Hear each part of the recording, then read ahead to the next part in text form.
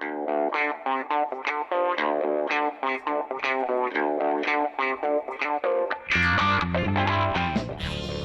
evening, everyone, and welcome to episode 33 of the Retrospectives podcast. My name is Patrick Arthur, and I'm joined, as always, by my co-host, James Turlings.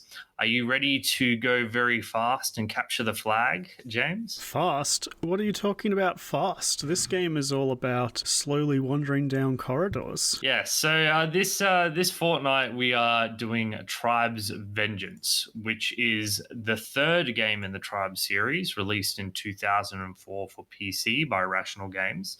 But most importantly, it's the first Tribes game and only Tribes game, as far as I'm aware, with a single-player campaign. James and I have a decent amount of experience playing Tribes Ascend, the free-to-play game, which released in 2010 or 11. Although we're not like experts, we're not pros. I never scrimmed it or anything. We got pretty decent. We had a good grasp on the mechanics. So now we're going back to 2004 to Tribes Vengeance and its single player campaign. We played the single player campaign from start to finish. The multiplayer servers for Tribes Vengeance are unfortunately long. Very dead, yes. Yeah, I mean, I believe Tribes Ascend is also somewhat dead, aside from community servers. Almost entirely. Yeah. So to expect that original to have an online community is unfortunately not realistic. We are, of course, the Retrospectives podcast. Each and every fortnight, James and I play through a classic game of the past to determine if it has stood the test of time and is a title still worth playing today. We don't really care about evaluating the game in the context in which it was produced. We merely want to understand how good it is to play today alongside modern titles. Like, is this game worth playing after you finish playing Doom Eternal, for example? Before we get into the in-depth discussion on the game, its strengths and weaknesses and flaws, there is a little bit of housekeeping associated with this game in particular. Some of these old games run flawlessly. Tribes Vengeance was slightly tricky to get up and running. So the thing about Tribes Vengeance is that you can't actually buy it anywhere unless you can find a physical copy, because when High Res made Tribes Ascend back in 2010-11, they made all of the old Tribes games completely free. But there's a catch. Those download links, or the official download links on the website, are broken. You try and install it and it doesn't work if you try and find find the download from another location. So what you need to use if you want to play Tribes Vengeance is you download Tribes Revengeance, which is a community-made repack of the game. Are you thinking of Metal Gear Revengeance? Yeah, I think Revengeance is the greatest word in the English dictionary. Yeah, well, the Tribes community came up with it before Kojima. Oh, I see.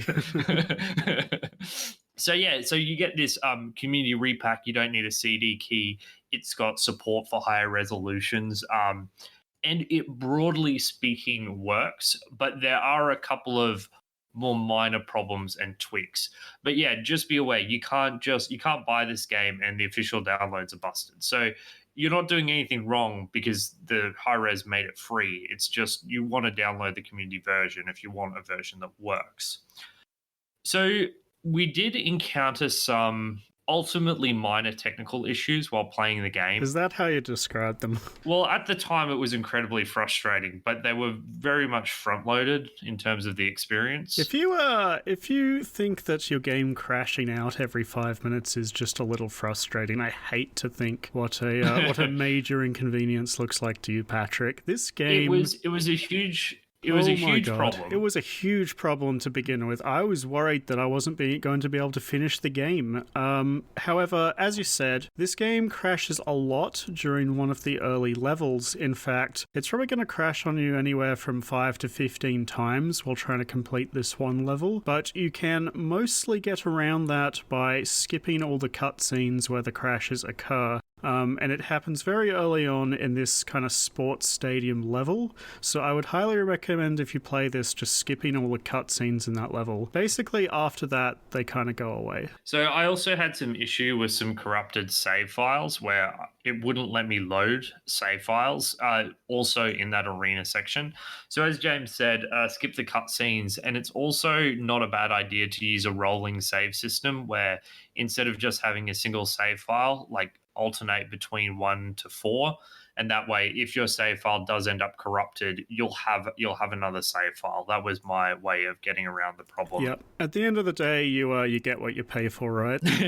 Yeah, so like James said, major issue to begin with, but it kind of faded into mostly nothingness as the game went on. After that level, it basically never happens, but during that level, the crashing is basically constant, and it's unfortunately one of the more enjoyable levels, so, it's kind of a big mark against the game for me. The other minor thing, which is quite funny, is that the Tribes Revengeance mod was made for the multiplayer community, not for the people who are trying to play this game single player.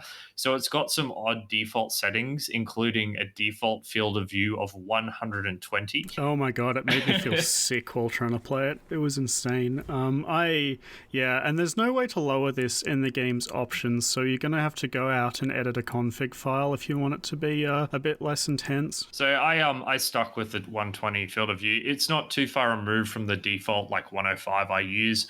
But yeah, there were some issues when enemies were directly in front of me. They were kind of hard to see because of how skinny each portion of my screen was. I also had an issue where I reloaded saves. My sensitivity dropped and acted weird for 5 to 10 seconds, but Yes, I got that too. I actually thought it was just me not being used to the low sensitivity I'd set it to. No, it was definitely an issue because I loaded saves a lot, so Right. I got a good feeling of it. Yeah, those were the main issues. So be prepared to get over a couple of minor hiccups, but yeah, once you get through that first couple of hours, it's mostly all good.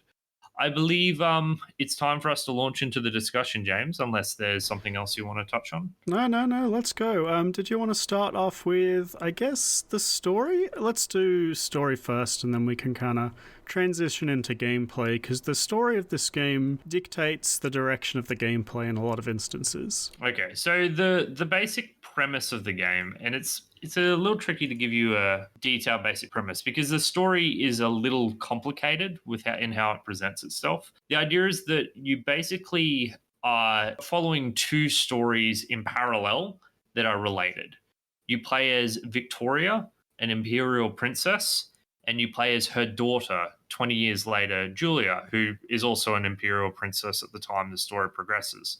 So the older story, Victoria's story, has a lot of events that happen that Julia must unravel in the present.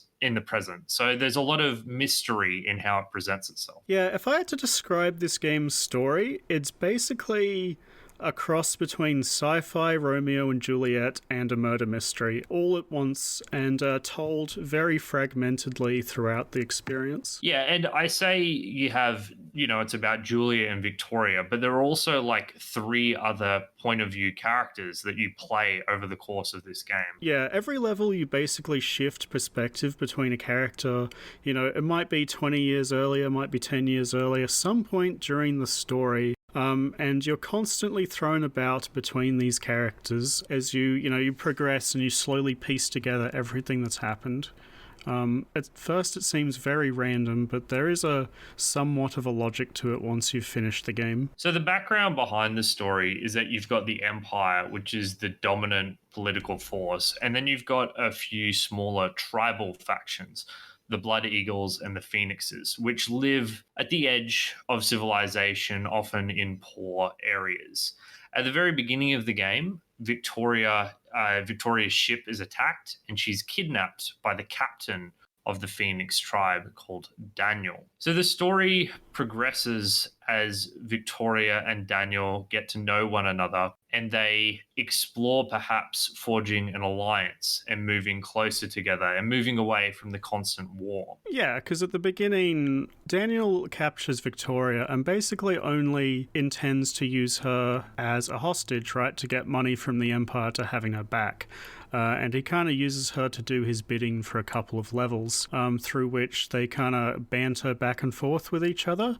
And it's very obvious that Victoria has lived a very cushy life up in the Empire, while the tribals are relegated to these wasteland planets living in absolute squalor. And that kind of like class dichotomy defines this relationship between the two for much of the game, and them coming together to hopefully patch up the relationship between their factions plays a large part in the story. And obviously, it doesn't seem to work out because you jump 20 years later, shortly afterwards, to Julia.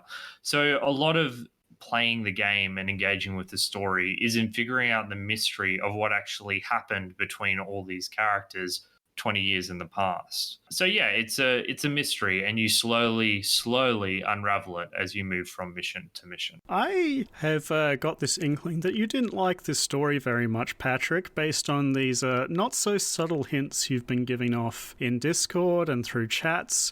We're not allowed to talk about this game until this episode, so you've been doing a very poor job of hiding your feelings about it. I couldn't, James.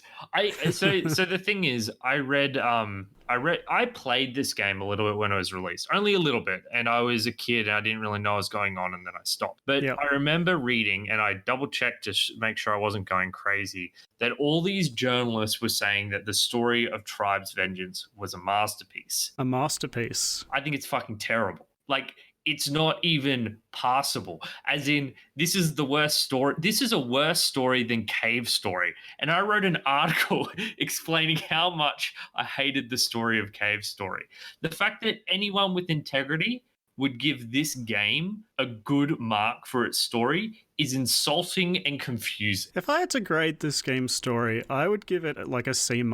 I don't hate it as much as you do, but I don't think it's good. I would give it a D-. It's A D-. It's very bad. So what didn't you like about it? All right, so let's begin. I've got a big long list of complaints here. Okay. The first thing I want to go into is this concept of Ludo-Narrative Dissonance. It's a big buzzword. It was thrown out of lock in relation to BioShock Infinite when it was released. And the essence... Well, that's good, because the same person wrote this game as wrote BioShock Infinite, Ken Levine and the Irrational team, right? Exactly. And I can see where the seeds of that disaster come from. Because Ludo-Narrative Dissonance essentially means that the actions that you take in a gameplay sense don't really mesh well with the actions that are taking place in the story. And there are a couple of noticeable instances of this.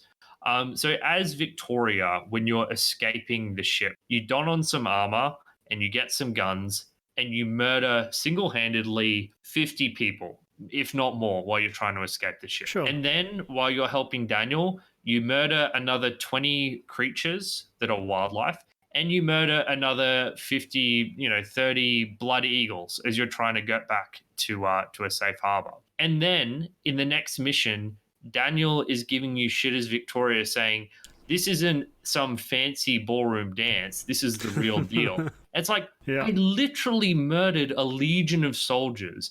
Why am I being referred to as some individual who has no exposure to violence or the real world? As it is, I'm a hardened, bloody veteran of war at this stage, with this many deaths under my belt, with me doing all the killing single-handedly. Honestly, in general, I think a lot of games are guilty of this, not just this game, right? Like, so many games, and Uncharted in particular comes to my mind, where you just slaughter thousands of people. You are the most, murderous bastard on the planet, and the other characters just don't acknowledge this at all. But it's kind of necessary from a gameplay point of view. I think a central tenet to the dynamic between Victoria and Daniel's relationship relationship, though, is that Daniel is meant to be the hardened veteran who's lived a tough existence, and Victoria is meant to be the pampered individual who's never had to deal with the real world. Yeah, I think that's from his point of view, right? And like from her point of view, he's a savage who knows nothing about manners or about courtesy or stuff like that. And through the game, they come to realize that their initial impressions of each other are wrong. So I don't really have as much of a problem with this as you do, because this opinion he has of her isn't supposed to be accurate. He's supposed to be resentful to the Empire for, basically the Empire puts all of these other people out to these planets to live. And, within the Empire, there's all this propaganda showing that, these planets, they give the other tribes great places to live, when the reality is that they're awful, squalorous places that nobody would want to be in. But there was a way to write this that was far more reasonable. All you have to do is, after she's killed 30 people, him to say, wow, maybe I was wrong about you. But he's still giving her grief afterwards. That's what I'm saying. He does come round. He does on the 250th kill, but it should have happened a lot earlier. He's not reacting to the gameplay. The other big moment for me that really kind of annoyed me, there's a moment when you're playing. I'll just say from this point onwards, spoilers. If you want to enjoy this terrible story, which, I wouldn't recommend, but if you want to enjoy this terrible story, skip ahead to the gameplay section, because I'm going to be spoiling bits all over the place here. There's a bit where you're playing as an assassin sniper. You kill a critical target, and the way I did it was I was on the opposite end of the map, shooting, shot after shot, the literal opposite end of the map. Yep. And then the game cuts to a cutscene with your character in melee range with the sniper rifle, going for the killing blow before he gets shot at seconds later. Sure. And I'm just thinking of this going, what is going on? Like, he's literally a sniper. Why is he in melee range? It really annoyed me. Yeah, I guess if you played that way, it was like that. But I basically ditched the sniper on that level as soon as I could. And, okay. So I did not have that problem. But I can see that it definitely doesn't account for, a whole bunch of play styles. And we'll get into that later, because I actually, I think this game has exactly one fun weapon, and the sniper rifle was not that weapon. In terms of the story, I agree with you that overall it's quite poor, but I didn't hate it, right? There were some things that I liked about it. I enjoyed the conversations between Daniel and Victoria, and most of the start. I like the bants between them. It feels like a shitty B-movie action script, right? It's not great. It's not going to wow anybody, but I didn't find it offensive like you did, apart from one bit near the end, which really shit me off, and that was kind of the climax to these two characters' relationship, which is basically predicated upon them not talking to each other at all, despite being in the same room. Absolutely hate it. That's my number one criticism. I agree. It's the number one problem with the plot. Yeah. It's actually ludicrous. I burst out laughing that scene. This is meant to be the most dramatic moment of the entire series. Basically, what happens is Daniel has finally secured an audience with the Emperor after demonstrating his worth by killing 100 of his troops, including troops and tanks and an aircraft carrier and a whole bunch of other configurations. Now that he's done that, the Emperor considers him worthy of talking to. And then Daniel gets a call on his phone where his second in command is telling him that there's been a surprise attack by the Empire on his troops. And instead of going, hey, Emperor, what's going on? You guys just launched an attack on my people, or hey, Victoria, did you know? He just turns around and stabs the guy, like no hesitation whatsoever. They don't talk about immediately. it. I hate this kind of writing. I agree with you. This is really bad. Because I actually, up until this point, was enjoying the story quite a bit. Sorry, not quite a bit, but like enough. And then at this point, I was like, it's so bad. It's not just that, though. So that happens, right? Yeah. And then he runs away. And Victoria and Daniel continue to talk to one another over voice, like they're still having comms with one another. And at no point does Daniel say, the Empire launched a strike on my people. Yeah, it's so painful, right? Like, then you meet Daniel and Victoria, and the thing is, Victoria's not much better. She doesn't say, why did you stab my dad in the neck? She just says, Yeah, she's like, why?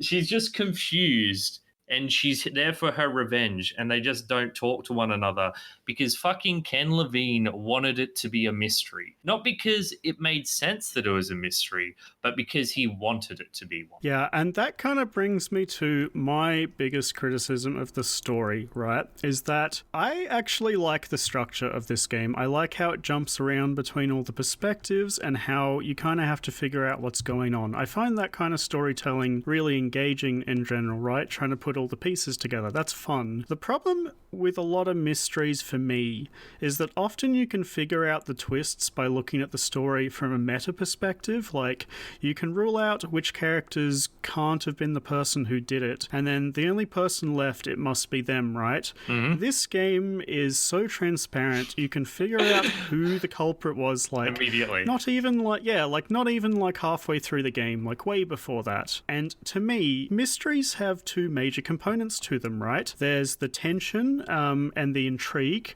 that, dominates most of the story, where you don't know what's going on and you're trying to figure out who did it. And then there's the big reveal at the end. If it's so easy to figure out the big reveal, the tension is impossible to build from that point on, right? Any attempt to build tension doesn't work because you know the answer. I prefer mysteries, and maybe you'll disagree with me, Patrick, where the big reveal is completely unguessable because it's like a nonsensical answer to something that's too easy to guess, because at least then the story can effectively create that good tension. Well, I like both. I mean, an example of a story where the answer is unguessable is like the Sherlock Holmes books, because Sherlock is like infinitely smarter than you. There's no way for you to figure out the answer. There's too many gaps. But a well-crafted story can have a mystery where the answer is there. Like Agatha Christie novels are very, very famous for doing exactly that. Yeah, I basically think that there should be a lot of potential answers to the story, and as the story progresses, it gives you clues and more clues and more clues, and every time you get a clue, it kind of narrows down who it could be until you get the final clue and you're like, aha, it's this person. In this game, that's not the case at all. It does kind of give you more information, but there's not enough red herring characters to be like, oh, it could be this person or it could be this person. There's one character whose point of the story hasn't really been explained and they're quite prevalent. Why is this? Oh, it must be because it's them. And I hate that. I hate that so much. The thing is, it's not just that, although that is the main thing. It's also that the explanation for why Olivia is doing the evil things that she is doing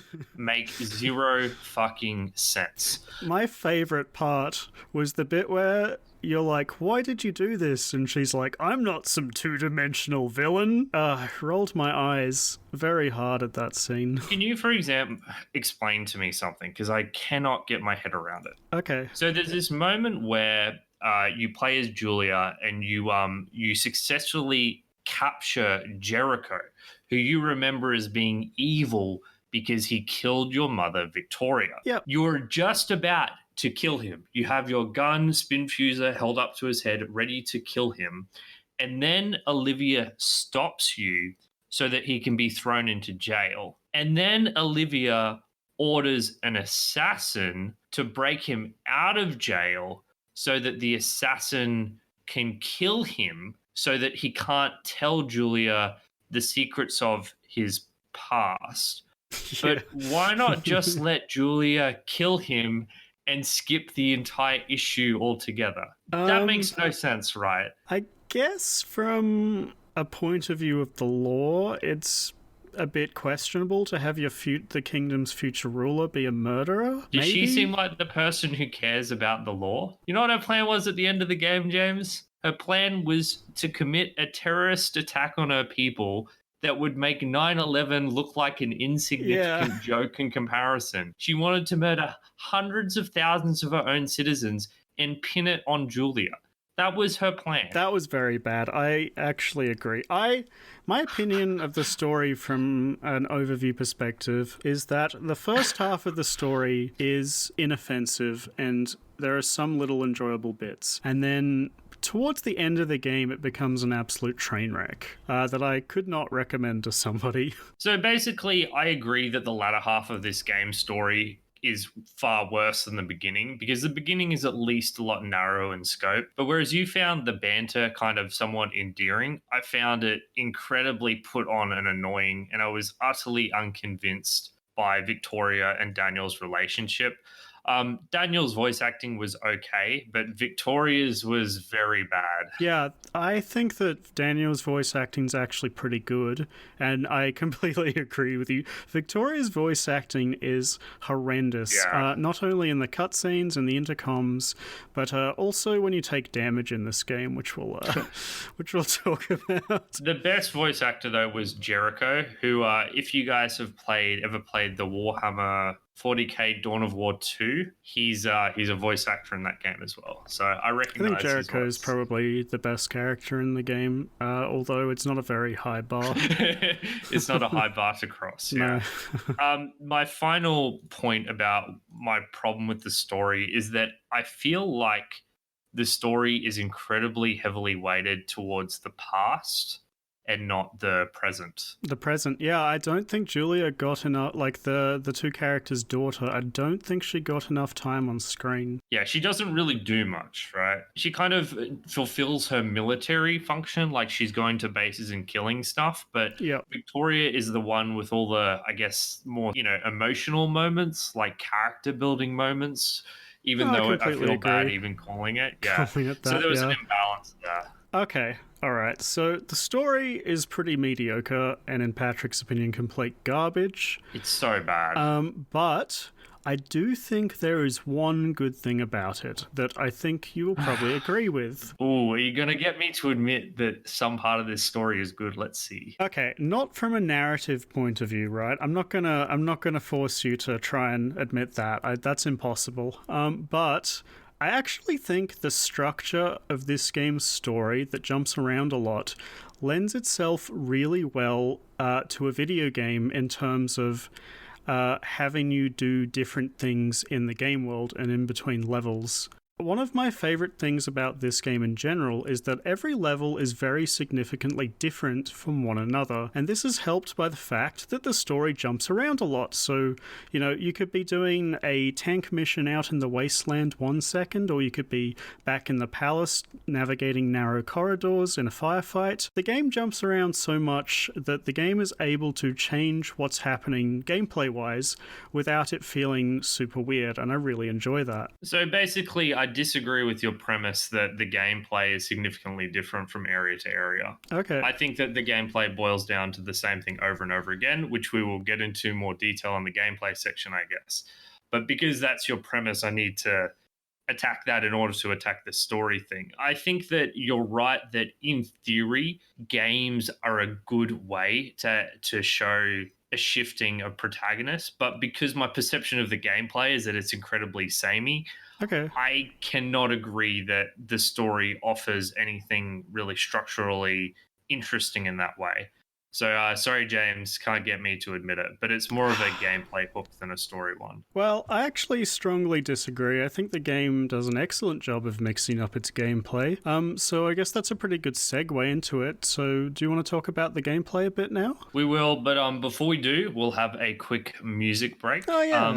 Should we do your song first, James? My song? In general, I didn't find the soundtrack of this game super interesting, but I did quite like the main menu theme, which is called Rocky Exploring, and I think this is really one of the only tracks in the game to have a fairly consistent, like melody in your face kind of thing. Everything else kind of like fades into the background a lot, so this is the only one that I really remembered when I was going back through the music, which generally thought was quite forgettable. So here's Rocky Exploring.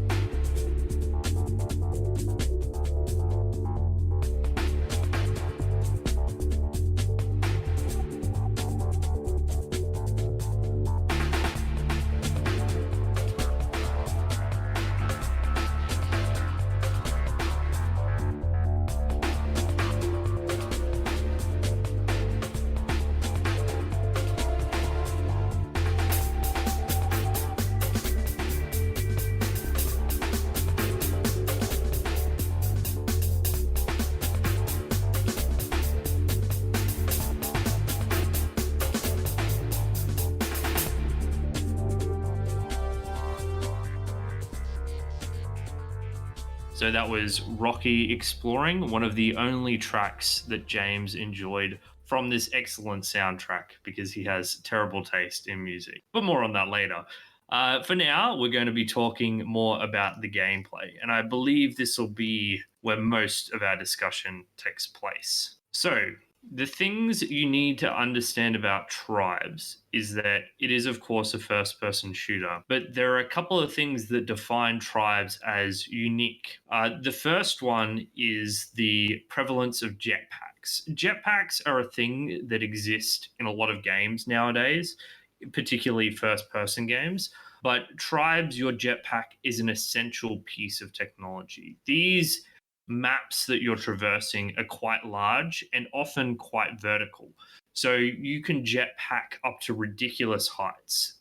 It's a recharging jetpack. It takes about 5 seconds to go from empty to full, which really isn't that long in terms of, single player games. So it's a very powerful tool. The other side of the jetpacking coin is a mechanic in Tribes called skiing. Basically, and this combined with jetpacking is exactly what creates the Tribes feel. If you hold down spacebar, you'll enter skiing mode where you kind of slide along surfaces. It's like your feet suddenly have zero friction, right? It's suddenly the floor is ice. Yeah. Yeah, and if you're going down a slope, you gain speed. So a lot of the movement in Tribes and a lot of optimizing your movement in Tribes is very simple. If there's a downward slope, you hold down spacebar to gather speed until you get to the bottom of that slope, and then you use that speed to put your jetpack into action, and you gain a lot of momentum. The faster you're going when you activate the jetpack, the faster you're going to jetpack upwards as you ascend. So you'll slide down slopes. Then as you are about to hit the ascension part, you rev up your jetpack, and then you look for another slope to crash down on. Those are the basic movement mechanics. There's no jump. Like the jetpack is effectively how you jump. Yeah. The other half of Tribes that is worth explaining is a basic overview of the weapons, and that is that the weapons are all pieces of crap. Mostly in video games, it's a goal of the game that the weapons are powerful and that the weapons are a match to your movement options. Like if you look at, Quake 3 Arena, the guns generally feel very powerful. There's a lot of insta-kill weapons. They shoot fast. They have large explosion radiuses. In Tribes, the guns are fucking terrible. The hit scan weapon sucks. The sniper sucks. The rocket launcher equivalent is slow shooting. It's terrible. And this dynamic of having insane movement and not very powerful weapons creates a really interesting multiplayer dynamic where you can effectively evade enemy fire and be close to untouchable if your movement is good enough. So Tribes has taken this multiplayer dynamic and it's applied it to a single player campaign. And in my opinion, it's a complete failure. Before I get into the specifics of that, do you feel that's a fair conceptualization, James? And do you agree? Or do you think it does a fine job? I think that's a fair explanation. One thing I do want to go into is that, just to be upfront, I think this game's gameplay and Tribe's gameplay in general is carried by two things: the movement, which you've explained, and exactly one of the weapons, which you didn't really go into. And that weapon's called the Spin Fuser. It's kind of like a rocket launcher, right? Except the projectile moves extremely slowly, right? And the hit is very powerful. And kind of the gameplay conceit of this is because everything moves so fast and your projectile weapon that is really powerful but really slow goes quite slow, it becomes a game of trying to predict where your enemy is going to, like your opponent is going to move, and trying to lead your shots so that they, zoom into them or try to get good enough to get close to be able to shoot it into their chest. And honestly, I think that the Spin Fuser and the movement together provide some really fun gameplay, but all of the other weapons, as you said, are shit. And I don't really like using them. The full auto machine gun in particular shoots like garbage. It shoots at like, I don't know, like 90-degree angles to the gun with occasionally a shot that will go on target. So before we get into the details, we need to disclose something. So James and I played on different difficulties. So Oh my god, I yes. played on hard and James played on normal. And there's a very simple but dramatic difference between the two game modes. The first smaller difference is you have slightly more health, like a third or a quarter extra health on normal than you do on hard. But the big difference is that from normal to hard, the enemies, every enemy in the game has literally triple the HP of the normal equivalent. And there's no difference to the AI either, right? Nope, exactly the same. Because I went back and I played normal a bit to get a feel for what the game was like, and it was That just sounds like a nightmare, in my opinion. Yeah, well, Because on normal, the game is very specifically balanced about that spin fuser weapon, which we just described, because most of the enemies in the game, except the dudes in heavy armor, because there's three different armors you can wear in this game: light, medium, and heavy. And the light armored people and the medium armor people all die to one hit from the chest from the spin fuser, and about 2 shots, because if it hits the ground, it has a bit of an explosion radius that does less damage than a direct hit. They'll die in about 2 glancing hits, right? That makes it really satisfying on normal to land chest shots on people because it instantly takes them out. You feel really good. It sounds like that's not the case on hard. No, the most basic grunt enemy in the game requires 2 direct hits and a splash damage hit to kill. That's like the most absolute basic enemy in the entire game. That sounds horrendous, honestly. I had a lot of fun just, like, at the start of this game, I sucked at using that weapon because, it takes a bit of precision to land. And then by the end, I was hitting, like, chest shots left and right, and I felt really good about it. I don't think... You must have never reached that point playing on hard, right? Well, basically, I'm heavily conflicted about this because I played through on hard first, and it was really difficult. But then I played through on normal and I wanted to fall asleep. It was so easy. It's like I would walk into a room and I could just walk around the floor, not using my jetpack at all, kill everyone, and not be in any danger whatsoever. Because when you get used to the enemies having a lot of HP, you need to land a lot of hits, and you gotta think of it like this: you have 1/3 the amount of ammo.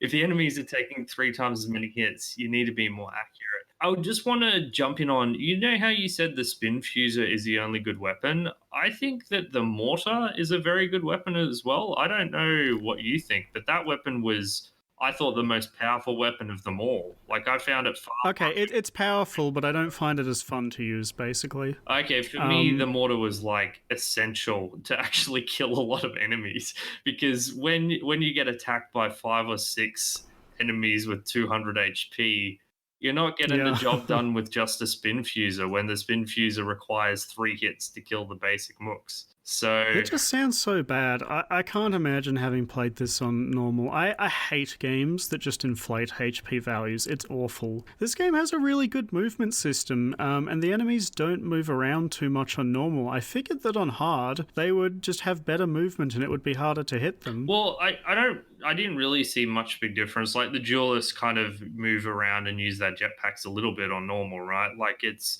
just there's no real advanced movement. They're not taking advantage of skiing or anything. That's just kind of jetpacking up and down. I do think that normal, the enemies have too little HP. And I don't know if that's biased because I've played through the game on hard. The bosses are stupid. The bosses have way too much HP. But the regular enemies, some of them, it's fine. Like, you do learn to hit your shots and kill enemies in specific situations, but normal was so boring. Like, I never felt in any danger whatsoever. So I think it would have been better for there to be 3 times the number of enemies rather than they all have triple the health, right?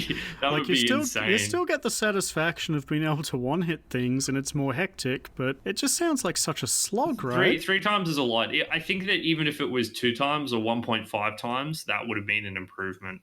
But if you balance the whole game around weapons damage compared to their life. You can't just throw that out the window with a difficulty setting. I think that's so dumb. Yeah, there should have been more subtlety to the way it was done. One thing that really annoyed me was the sniper rifle at full power with a headshot will do like 85 damage or something like that. And the basic enemy has 140 HP. So you don't even have the satisfaction of a one-shot sniper kill when you play on hard. And I was really angry at that because on normal, a full charge sniper one hits things to the chest. yeah, like the whole reason to play a sniper, like the whole joy of it is that if you hit the shot, you get the kill. You get the kill. And yeah, you play Okay. So the difficulty is garbage, right? The difficulty settings in this game are not good. But how did you feel about the basic gameplay loop of skiing and shooting? So this is the problem, right? And this is what I was alluding to before.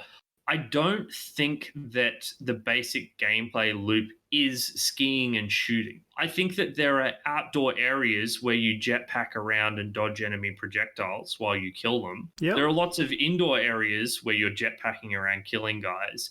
But there's basically zero areas in the game where there is any advantage to creating momentum. Yeah, it's really weird. For a game with such a cool movement system, and I'll say this now, right? I love the movement in this game. Yeah. Shooting around and gaining speed is incredibly fun, just like it was when I played Tribes Ascend back in the day. It was incredibly fun, but none of the level design, like most of the level design is quite round. Even the indoor areas and the corridors have, circular kind of shapes to them so that you can ski if you want to.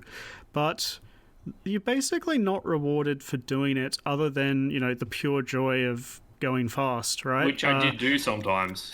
I just go on the mountains. I just do it because it's fun, yeah. But you don't need to do it to be good at the game because the enemies don't aim well enough. You can just jetpack left and jetpack right a few inches and dodge fire, which is really disappointing considering how robust it is. Honestly, there was one level in the game that kind of rewarded you for doing this, and it was the sports level right at the start, which was way too easy and crashed all the time. Yeah. Which is really disappointing. That was actually my favorite level in the game by quite a bit, or at least it would have been if it wasn't so frustrating. This is a problem when you take a game that is known for a particular thing and its multiplayer, which is going fast, and then you fail to leverage that essential thing that makes the game fun. Like, everything that I loved about Tribes is all related to either going fast or trying to kill other people as they're going fast. Yeah. It's why the most commonly played mode is capture the flag. Like, how many game first-person shooters in existence nowadays have capture the flag as their primary game mode? It's none of them. Capture the flag is considered obsolete, but in Tribes, it was the perfect mode because you had people trying to zoom as fast as they could to get the flag, and then you chased them or you got chased, or you had people preventing it, either people trying to snipe people traveling through the air at 300 kilometers an hour, or even the more defensive classes like I think it's called the Doombringer or whatever, had to use barriers and mines to try and stop these players from doing it. That is the core of what makes Tribes fun, and this single-player game completely fails to leverage that. I don't think completely is the right word. I still had fun in a number of levels, and the main thing that contributed to that was that I really like using the spin fuser to kill enemies with. I just think it's a very fun, slow projectile weapon. It's really satisfying to land shots from predicting enemy movement, which is definitely reduced here because you're playing against some pretty shitty AI, but in general, I really liked killing enemies with that gun, and it honestly carried the game for me, on its back. It was enjoyable. I will concede that the spin fuser is a fun weapon to use. Even when you're using it against brain dead AI, there is something satisfying about predicting that movement, and you always get that feeling of whenever you get a direct hit, it feels really good. It's difficult. Yeah. So those blue plate specials do feel really good. I have to say though, James, that maybe this is because I was playing on hard. I don't know if you had this issue at all, but when I played this game, I was in scavenge mode 100% of my playtime. Really? Well, so the thing is, my HP is lower. The enemies have more HP. so it takes more ammo to kill them, and they do more damage to me with their weapons in the Oh, you mean meantime. for ammo? I And basically health. never had that problem. Yeah, no, health, I did have that issue. I would call it an issue. I actually think the health system in this game is really good because every enemy in the game drops a little health pack that heals you over time for a small amount, right? So I think this encourages, comeback kind of strategies where if you're low on health, the only way to, come back from that is to kill things and grab the health pack. So you're encouraged to play aggressively, not just like sit in a corner and let your health regen unless you have the healing pack, which is a piece of shit, and I hate that kind of game design. But in general, I think having enemies drop health so that you're forced to go and fight them is a good thing. Yeah, I guess the problem is more that the enemies were doing too much damage to me on hard mode. So it was always this desperate struggle for survival. And it was so easy for me to enter a fight with, 140 HP. And then I would Yeah. die and my save would get rolled back. And then I'd be like, I can't keep doing this fight at 140 HP. So I'd have to roll back to an earlier save until I Yeah. was getting through each and every fight with a reasonable amount of HP. Really, I never had that issue. I Well, always felt of like if I course. got low, I could fight things and get my health Well, yeah, back. because the enemies died in one hit. Yeah. The game on normal is very easy. I mean, I'm saying that in hindsight, having struggled through this game on hard. Yeah, I think you definitely got a lot better at the game than I did because of that. And, Yeah. going back on normal's probably not going to be fun. But it's funny because I actually think one of my very favorite pieces of design in this game wouldn't be as apparent on hard as it is on normal. And that is that the spin fuser has quite a lot of physics interaction with the player models, both you and the enemies. So if something gets caught in the explosion, it gets knocked back quite a bit, right? Like those enemies gain a lot of momentum and go flying. And what this does on normal is that it really rewards you for hitting your chest shots because it kills them instantly. If you shoot and hit them on the feet, it sends them flying and you have to like re-aim your gun. It like punishes you. You can't just shoot 2 shots at their feet really quickly because the first one will knock it out of the way of the second one. And that really, really encourages you to be accurate. It's really funny that you say it punishes you because I don't actually think that's the case.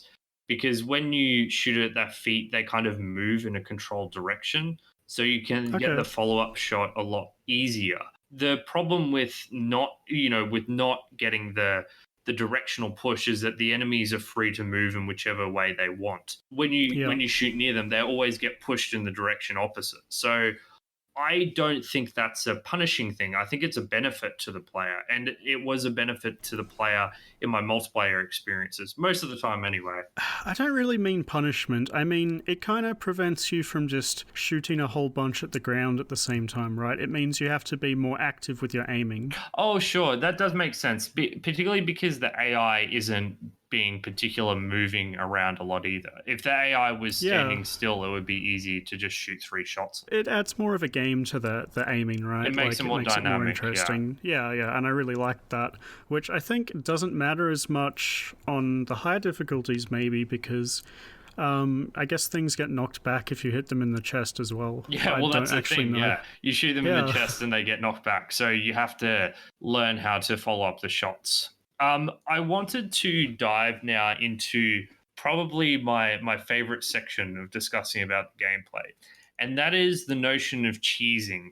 I don't know if you did any cheesing or if you even know what cheesing is, but it's when you complete a level or objective using questionable tactics. Dubious methods. Yeah, dubious methods. And I did a lot of cheesing in this game. I didn't do much, but I did cheese one of the bosses near the end of the game. There is this level where you play as Julia and you complete a bunch of different trials, which I thought were all kind of fun and varied. I thought that was one of my favorite levels.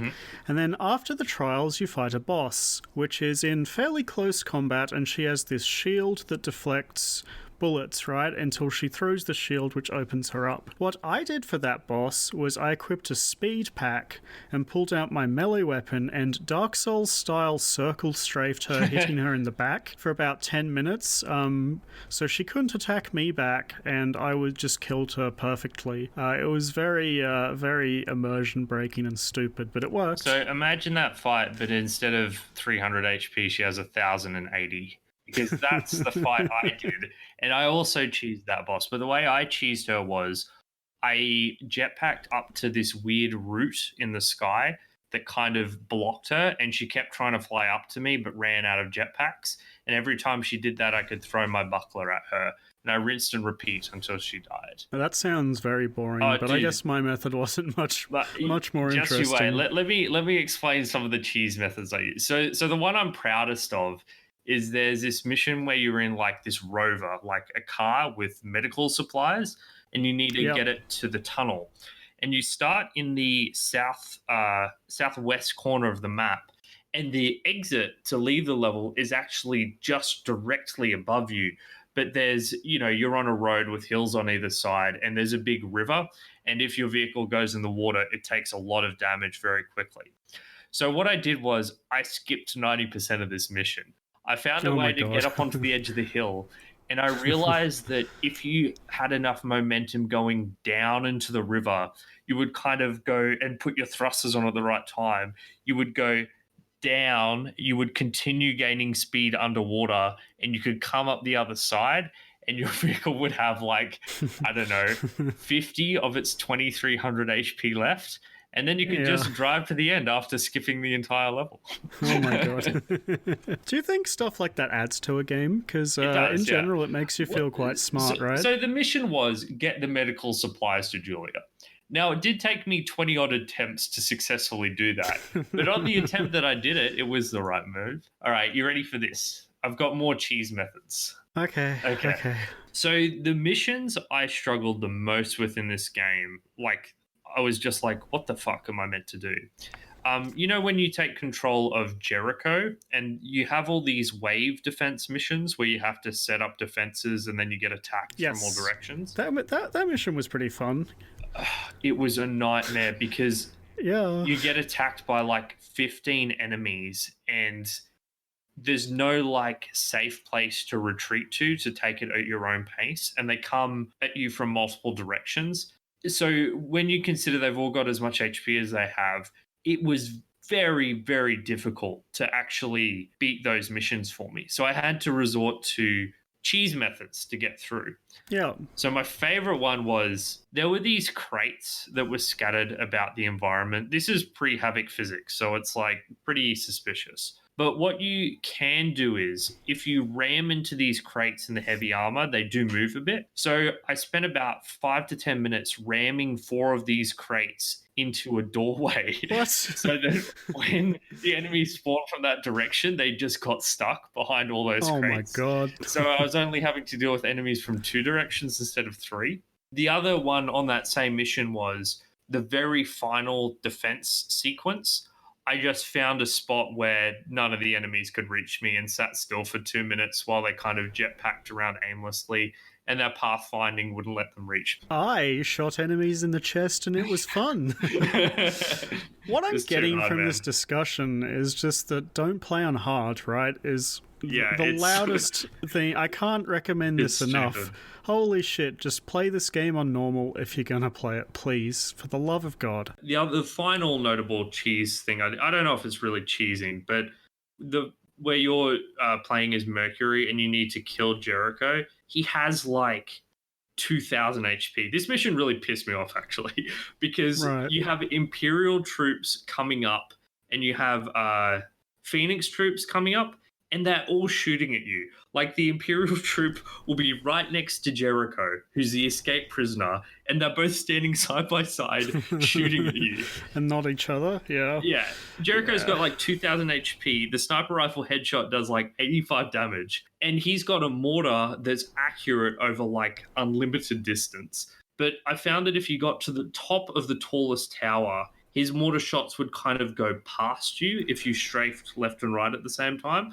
So I got up there and I shot 45 sniper bullets at him, refreshing my ammo at the stashes all over the place until he finally died. That sounds And that horrific. Why would you do was. Why did you Because not I drop couldn't- it down to normal, like, halfway through can't. the game? Because you can't, I don't think. You might be able to go to a config file and edit it, but I couldn't see any obvious way to do it. I am so glad that I played this on normal. So glad. It was all right, fucked, so let's man. get into the argument, because you said before you don't think that this game mixes up its gameplay very much, and like Not I kind of agree that the core gameplay of just jetpacking and spin fusing things doesn't really change, but I like that the gameplay changes up enough that each level feels very distinct from one in each other. And I'll give you some examples, right? So early on, there's this mission that takes place in a sports stadium, and you play a sports match with a commentator commentating your actions and the actions of the enemy team, and you play stuff like capture the flag and get the little orbs back to your base, and deathmatch, and there's a boss, and then you never do another sports game again.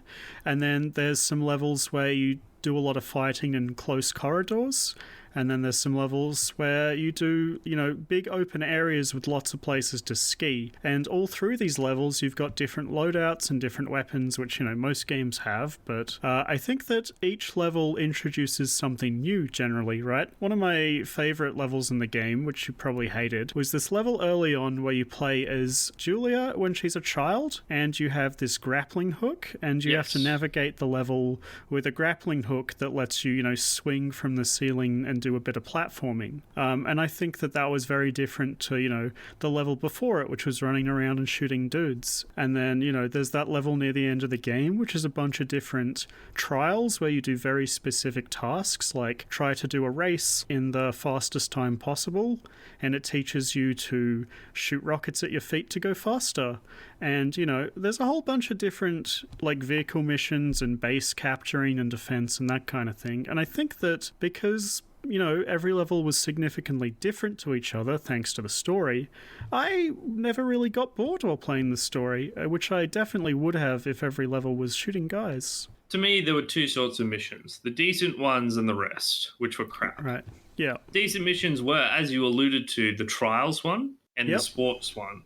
The trials one was fun because it was actually challenging, that one where you had to go really fast. Yeah, it was. And they were small and contained challenges that actually forced you to have pretty good movement.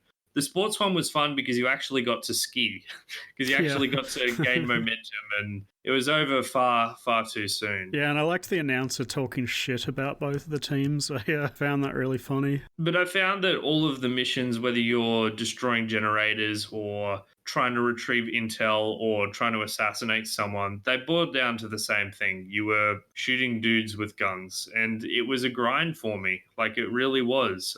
Killing all those enemies, scavenging for ammo, getting health, and you do it over and over and over again. The problem is that there's nothing new, really, or dynamically interesting that gets introduced as the game goes along. Yeah, you get these slightly different vehicles, but they're basically gimmicks. What I wanted this game to do was to evolve into a game where you're going fast, and it never did. They don't ever take that extra step. Is this a problem with your expectations and the fact that you played on hard? Because previously we played Doom, Quake, and Call of Duty on this podcast, and I would say that all of those games have less gameplay variety than this game. But you probably didn't find those to be a repetitive slog, did you? Well, the intrinsic gameplay of Doom, Quake, and COD I find far more interesting.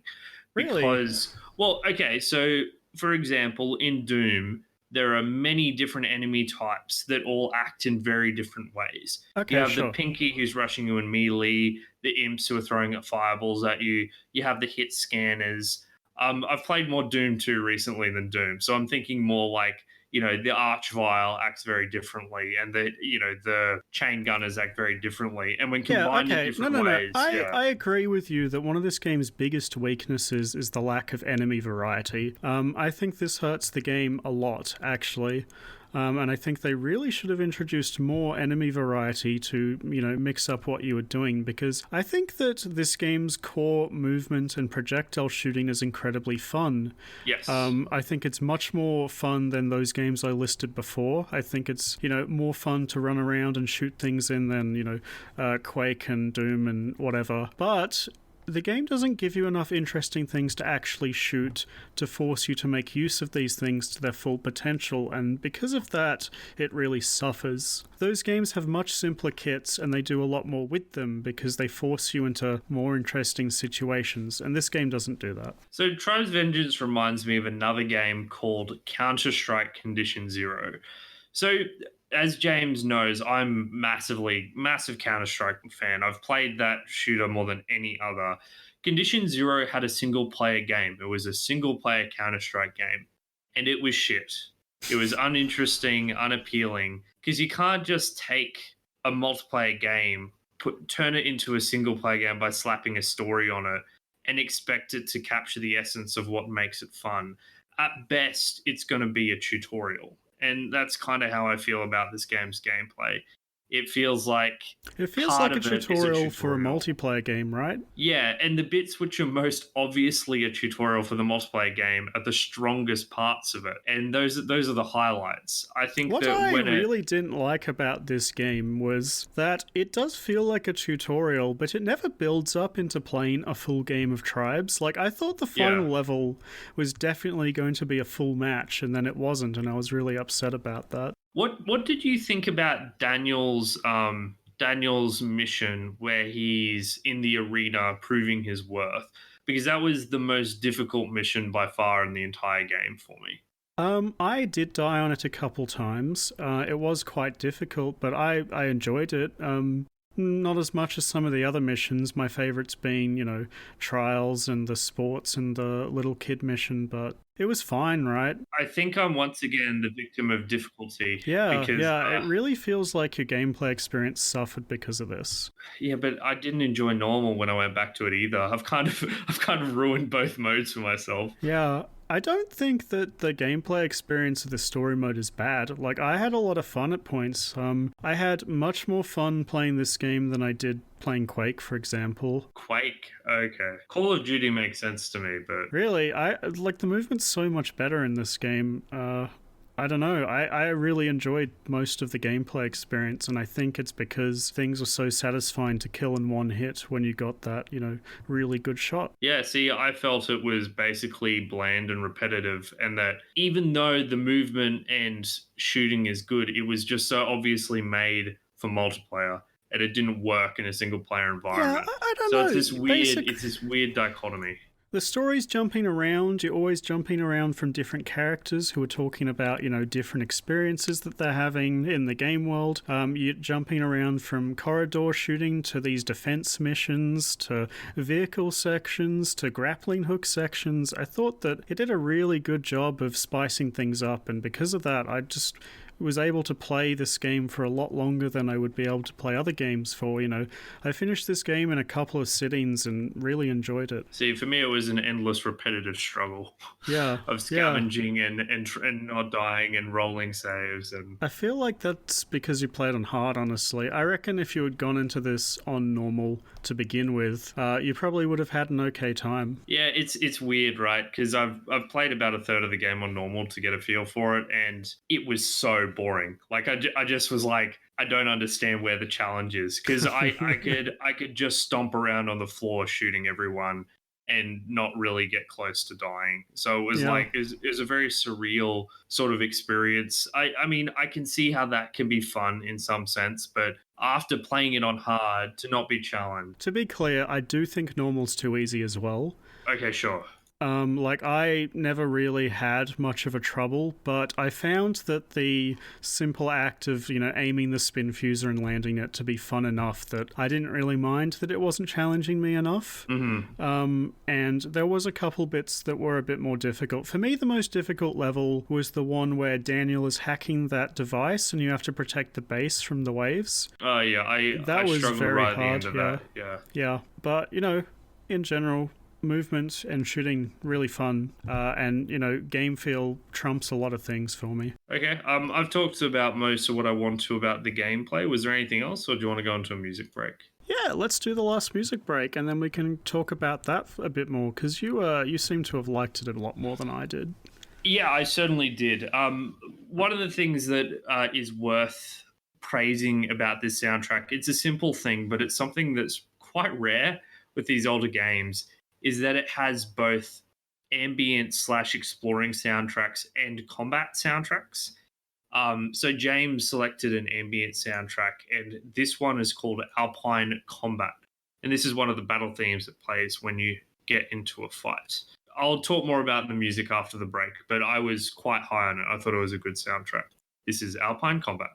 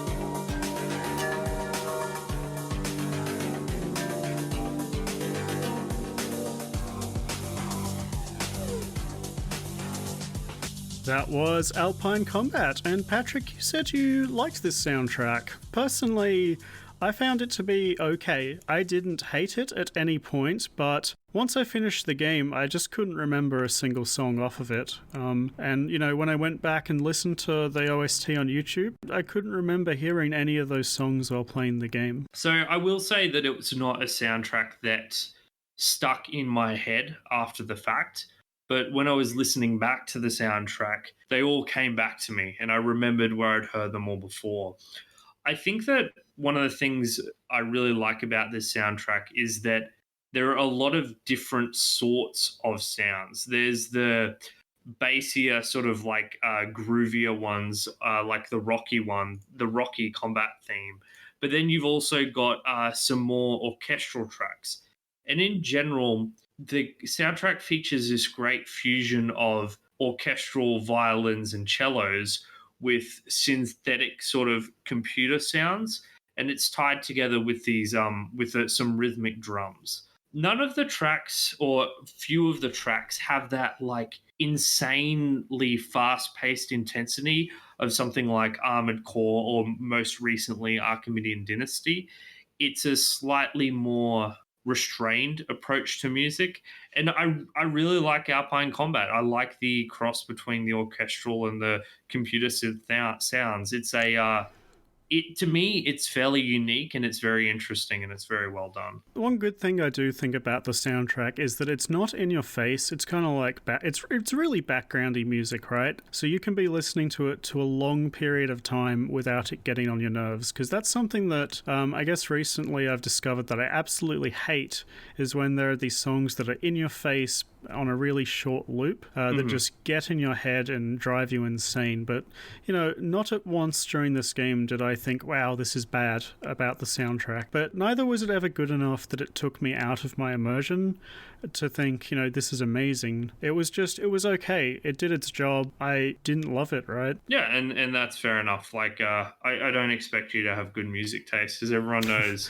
I'm the music connoisseur on this podcast. You are the musical connoisseur on this podcast. Man who played games without the sound turned on for many years. I know. I'm a changed man, James. I'm a changed man. Oh, yeah. Can we talk about the number one worst thing about this entire game for a second? The noise that the women make when they get shot? Yes, exactly. Oh my god. It's not just like... it's so bad. can't get over how bad it is, right? Like when you're playing one of the female characters and you get shot, they make these screaming sounds. Like it's not like once every few, 30 seconds or so. It's like one every 3 seconds if you're getting shot at. Yeah, even if you get hit by one bullet that does 3 damage to you, you'll make the screaming sound, and it's like constant. Like this is probably why I don't remember the music, because in my mind the soundtrack of this game are these voice actors screaming into the microphone for like a 10-minute battle or whatever. It is atrocious. That's where the voice acting budget went. It went all into doing the repeated screams. Oh my god, it's so bad. I hate it. I think the sound in general, apart from that, is quite good though. Like the sound of the spin fuser and the mortars and really everything. Good, and I love the sound of sliding around too. I think it's you describe it as like low fidelity. Is that the word for? Yeah, like it's not like very high quality, but it's fine. Yeah, it's I didn't love it. The voice acting's very hit or miss. Some of the characters, like Daniel and Jericho, are okay, and then everyone else is garbaceous. Jericho is definitely the best. That deep gravelly voice is. It matches his character, yeah. It's very well done. Those two are fine. Everyone else, pretty bad. Olivia's fine, I think. She's got that regal accent. It's just her character's so fucking stupid. Yeah, and then there was that cutscene at the end of the game where she's talking to the robot Mercury about her evil plan, and it's really bizarre. They like talk, and then there's a 10-second pause, and then the next person talks. I was gonna mention that. Yeah. How bad is it? It's really weird. No. That's a bug. I guarantee you, because you're watching it. There's no reason for there to be a 10-second pause there. It could just be that bad. 100% a bug. Okay. It doesn't make any sense, because there's exactly a 10-second pause after every gap while it kind of zooms in on their face. Yeah, really disconcerting for one of the most tense and most menacing scenes of the game, and it's like uncanny valley tier. It's horrendous. I kept thinking, what am I doing? What is this story? In general, with the cutscenes, the graphics haven't aged very well. I have a soft spot for this like PS2 era graphical quality because I grew up around that time and it feels very nostalgic for me, but it's not good, right? You can't say it looks nice. So yeah, the way I would describe it is that it's blocky and ugly. Like you said, I don't know if PS2 era is quite correct because it's PC graphics. See, this game came out in the same year as Half-Life 2 and significantly worse than that. I will say I didn't actually hate the graphics. So one of the things that I think was really well done this game was its use of color and lighting. I think that the environments, particularly the indoor environments, yes, they led to horrible, boring, repetitive gameplay experiences, but I think that there was a lot of unique visual colors that you experienced as you moved through this game.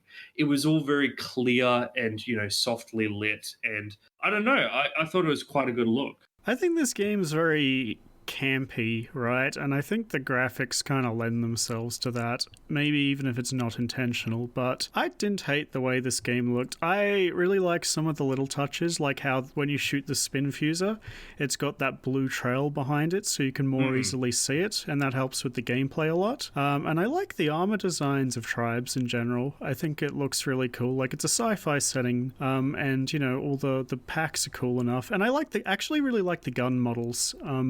I think they're all really unique and interesting. Even the boring shotgun and automated fire gun, and especially the melee weapon too, looks really cool. But it's like a lightsaber on a stick. Yeah, that like shoots forward when you click it. But it's nothing to write home about, right? But it's not offensively terrible. I think that I also wanted to give a shout out to the architecture, because the architecture in this game is very obviously designed to be skied off. There's a lot of like pyramid sort of shapes, and the generators and the lifts and everything are in these rooms that with curved surfaces and everything. Curved surfaces that just shouldn't make sense, but it does from a gameplay perspective. Well, it all makes sense from a gameplay perspective, and I don't know how. It probably doesn't make sense from an architectural perspective, but it certainly gave this game a unique look. Yeah. Like in the sea of bland, samey looking worlds that we're given, Tribes looks visually distinct because of this, gameplay contrivance of having everything be skied off. So I quite liked that. It gave it its own flavor. Yeah, I didn't hate the graphics. I would say they're, slightly below average. I mean, by today's standards, they're completely garbage, right? Yeah. But yeah, it's blocky and ugly, but it's got enough going on that I didn't hate it. Like I said, I liked the use of color. I think it was very well directed. I know we always get into this argument where we're reviewing these games from the modern perspective, but I think that of all the categories, graphics is the one that you kind of go into the game expecting it to not look great. And you always hold gameplay up to a much higher standard than the graphics, but in terms of actually, there was one thing that I really didn't like about the. I can guess this. The it's the interface. No, the user interface is so bad. Enemies have health bars in this game that you can barely see. You told me that you were using them a bit, but I could not see them on my screen. They were too small. And also, all of the UI is really weirdly stretched into the corners. I don't know if that's because I'm just playing at a higher resolution, but if I wanted to know how much health I was on, I basically had to turn my neck to see the health bar. It's a multiplayer thing, James. That's what it boils down to. You want maximum screen space for the action on your screen. And the game has essentially been modded in the Revengeance repack. Oh, okay. Okay, fair enough. The other thing is, when you were playing, the health bars would be a lot less relevant because the enemies die so much faster. Whereas for me, I often had to grind out enemies with, a lot of those heavy enemies had 500 HP. So Spin Fuser does 70 damage a hit. It takes a while, man. Shit doesn't die too easily. Okay, now we've spoken about the story, the gameplay, the audio, and the graphics, right? And this brings us to, I guess, the crux of the argument, right? Which is, why would you play Tribes Vengeance when you could play Tribes Ascend instead? And I don't really think there's too much of an argument in this game's favor. Both of these games are free. Tribes Ascend has much better gameplay because it's multiplayer, and the game is, this world is specifically designed for multiplayer. It looks better, it doesn't crash all the time. The only thing I think this game has, going for it is that it has a single player experience, and as we both discussed, the story's not that good. So unless you really hate multiplayer, I kind of find it hard to recommend you play this game over Tribes Ascend, right? Because other than, a little things, it's very similar. Yeah, so basically, I guess we're moving on to our final thoughts at this stage, because we've covered most of what we need to. I was hugely disappointed by this game. I've actually been wanting to do Tribes Vengeance for the show for quite a long time, because of all the fond memories I have of Tribes Ascend, and we've played all these bloody clunky PlayStation 1 games where, the analog stick doesn't exist on the original PlayStation controller, so it wasn't designed. And I was so looking forward to the slick and wonderful movement of Tribes.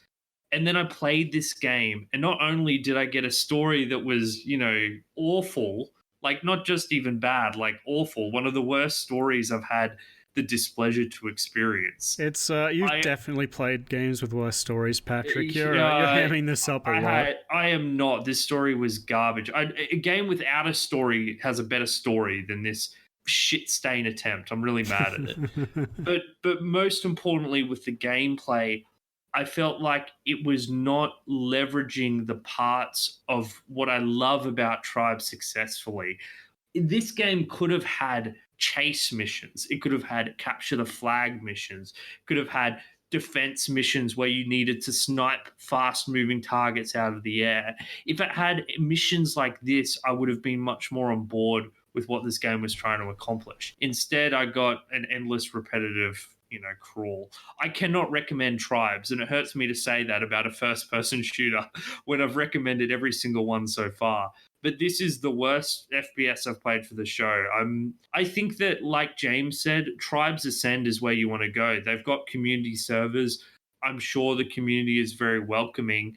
it's a bit of a steep learning curve, that's true, but it's far more enjoyable learning how to play the game in a multiplayer environment than subjecting yourself to this trash. I want to be clear.